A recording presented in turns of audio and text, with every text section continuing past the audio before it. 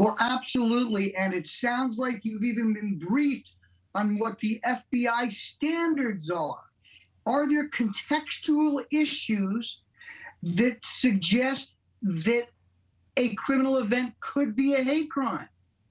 So if someone is dressed in garb or in a group, that is something that is an indicator. It does not have to be conclusive. But the way that we have law enforcement responding to hate crimes today is to have a wide funnel on top, which means that we have evidentiary issues. We also have structural issues. So we make sure that there is a second tier of review within that department. And obviously the FBI is looking at this. So at this time, I think we're going to let what the system has evolved to with respect to, we now have federal and state hate crime laws, we have specialized investigators, and we have different levels of review of the evidence as it comes in. So that's exactly where we should be at this time as we're having authorities evaluate the evidence. One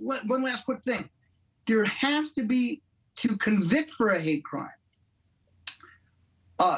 beyond a reasonable doubt that this biased motive played at least a partial role in the commission of the crime. And right now, we're awaiting more evidence. But certainly, people who are targeted or are targeted in a group and they have various cultural characteristics, for instance, speaking Arabic or having garb, that would be something that under the FBI's indicia would be evaluated appropriately. Absolutely. So, Professor, things can many times seem to be motivated by hate, or one person will think like, oh, well, that's obvious.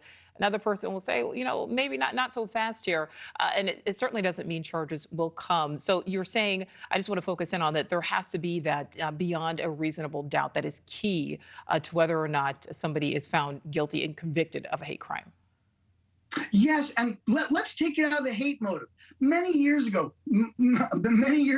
for many of the younger viewers, the initial Tylenol scare was thought to be terrorism, but there was actually a personal motive where things were covering up. So one of the things that we want to make sure when we're looking at what possible motives are, we have different types of offenders, and there has to be a certain level to label something as a hate crime for arrest purposes, and then a higher threshold as determined by the Supreme Court for conviction. But right now, we want to make sure we keep our windows open on making sure that every possible piece of evidence that would suggest that this individual is acting in whole or significant part factors into the equation. We also see a lot of mentally ill people committing hate crimes as well. And that's a whole other factor that we don't have time for today. Professor, before we let you go, there has been a lot of attention, and rightly so,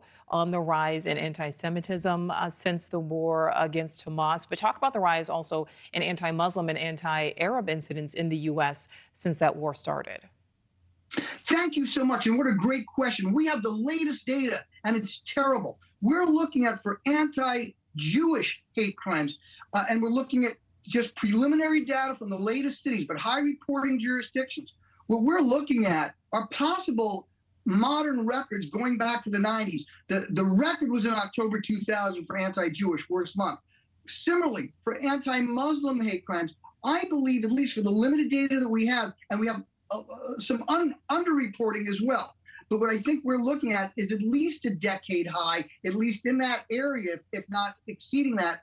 And with regard to anti-Jewish, we're looking at probable more than a decade high. New York City alone had more anti-Jewish hate crimes in October than during the last Gaza war for that whole quarter in 2021. Wow. So big increases in both Islamophobic and Arabophobic and anti-Jewish hate crimes, all types of bigotry, which, thank you for giving me this opportunity, which we must condemn and abhor, root and branch. Arabophobic, Islamophobic, anti-Jewish hate crime has no place in this country. As George Washington said to the Thoreau Synagogue in 1791, we give to bigotry no sanction, to prejudice no existence. And thank you for having me the opportunity to say that. Absolutely. Professor Brian Levin, thank you for your time.